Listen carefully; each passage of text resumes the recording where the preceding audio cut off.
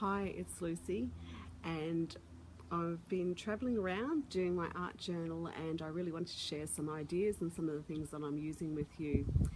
If you want to see more of my pages, you can have a look at www.facebook.com/artshedangel, and you can see closer pictures of the pages I'm doing. But if you want to know how I do the pages, I'm going to show you step by step through the next couple of months. But I just wanted to show you this journal that I started. I started this page before I left, and it was all about where I was going and the excitement of going. So this page is, to me, a page of excitement. And when I pick up the book, it makes me really feel of that time of getting ready and getting excited. I decided on this trip that I wasn't going to carry a lot of souvenirs home with me.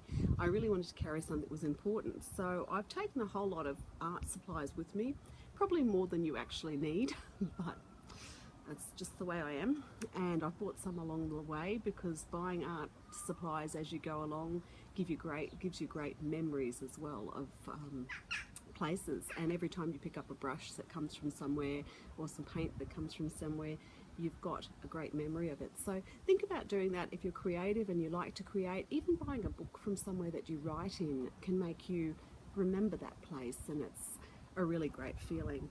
So I started with a page here with my angel, and that's kind of to do with my journey and safety on my journey, because I really believe this is my guardian angel. I then have also created, this is where I wanted to go. I'm heading off on a new journey in life, and that's my creative page. This is really about how I feel about my journey, and I really think art journaling, or even travel journaling, isn't just about creating pages that have lots of pictures of a place. It's also about pages that create a feeling. So a lot of my journaling, and this is not what everyone has to do, but this is the way I see journaling for me, is how did I feel about the place? What did that place bring to me? So this is what I'm doing. This is when I first started off. I've been doing things like sticking tickets in, so that's my boarding pass to come here. So you kind of often keep those things, but it's great to actually have it in somewhere that is kept, and it doesn't matter if you paint over it. This one's here is one of the most exciting things. I love hydrangeas, and 12 o'clock at night, my husband and I, when we first got to London, found an open nursery, and they had masses of hydrangeas. So I'll always have this really happy memory of hydrangeas in London.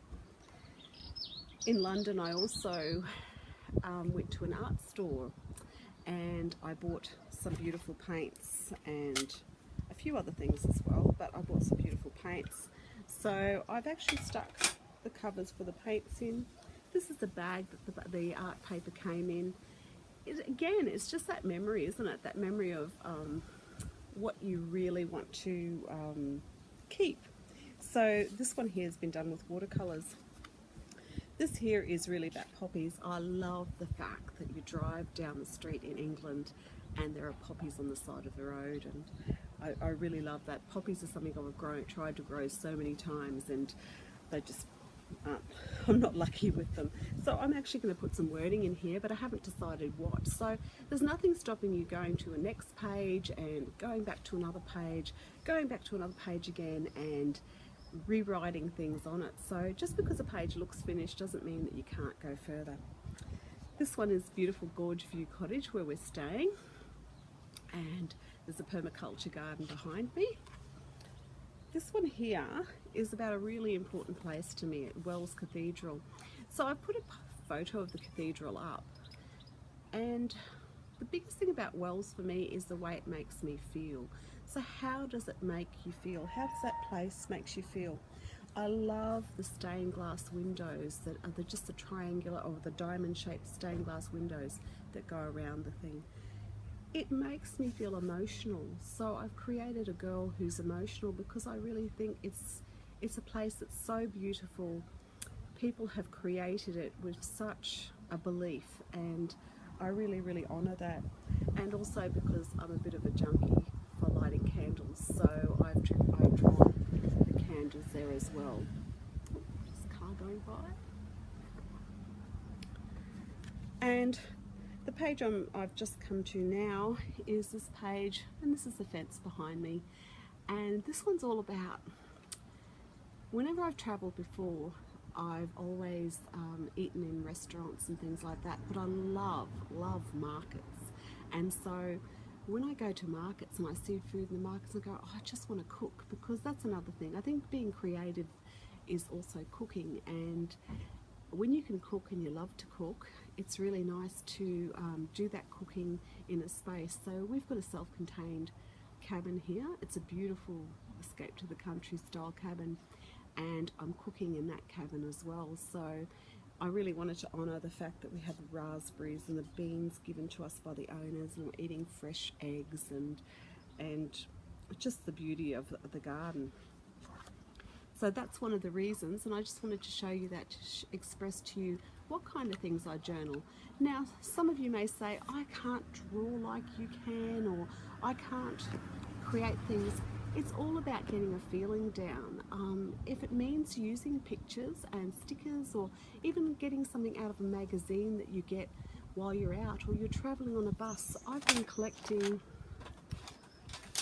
brochures wherever I go, and I'm going to be cutting those pages out, and I know that I'll be going back to my journal and adding those to it later.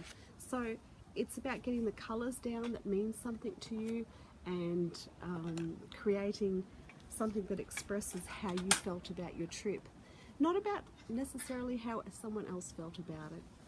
So I hope you give it a go, and I hope you keep following me on my travelling journal as I go to different places.